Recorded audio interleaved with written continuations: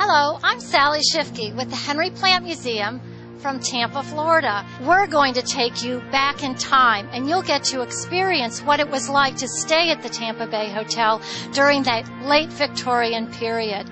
We just happen to think it's this just incredibly wonderful historical jewel, so to speak, historical and cultural jewel that we have right here in our own backyard. Henry Plant was a self-made man, and when you come to the Henry Plant Museum, you get an intimate look at what it was like to be a guest. You're able to look at the pieces up closely, all the furnishings and all the decorations. And he filled the hotel with officers from the armies. I think the letters written by the soldiers that were stationed here many, many years ago, writing to their mothers what it was like to be here at that time.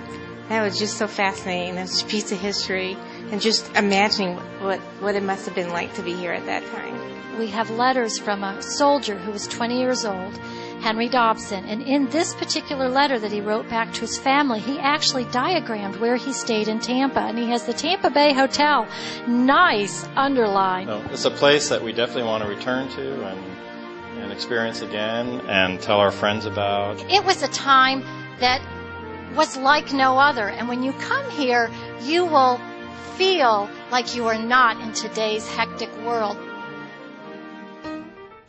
This has been a community treasure since 1926. There are stories upon stories of people who have been here on their first dates, held hands in the balcony. I skipped school with my boyfriend because he had graduated the year before and gone to the Navy. He came home, and we came to the Tampa Theater. My mother had already found out from a friend and called the Dean of Girls. And when I told her who I had skipped school to meet, and he was home for vacation from the Navy or whatever, she said, that's okay. I would have skipped school to go to the movie with him, too. It was the hottest ticket in town. Lines were around the block, and it sold out in only 2 hours.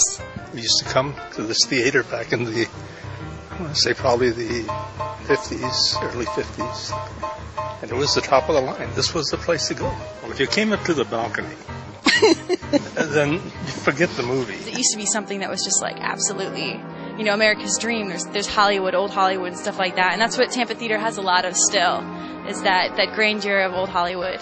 I think it definitely celebrates what I think movie making used to be and how it should be celebrated nowadays, and we kind of miss that. So I invite you to come step back in time to 1926 and visit Tampa Theater. It's like you're reliving what we did in the 50s. We're here in the modern performing arts venue here in the Tampa area. It was built in 1987, and since the opening have been presenting the best in Broadway and comedy, theater, arts of all kind, the grand opera, play series, anything you can name in the arts we present here. We come to all the shows, and we've done it for 10 years. So we brought our kids to Wicked and to Lion King, and what were some of the other shows? Annie and Peter Pan. The Tampa Bay Performing Arts Center is a unique venue here in Tampa and around the country. We're a complex that has 5 unique different spaces for performing all sorts of different art. Forever Plaid is the name of our show. It's a musical, 4 guys. We're here at the Tampa Bay Performing Arts Center. It's a really, really fun, awesome show. Everywhere I can get a chance, I see Forever Plaid. The theater that Forever Plaid plays in is a 300-seat cabaret-style theater, and we've got a giant hall that holds 2,600 all the way down to a black box that only holds about 120. So the Jade's right there in the middle, and it's a great space for all sorts of performances, music, dance, and theater.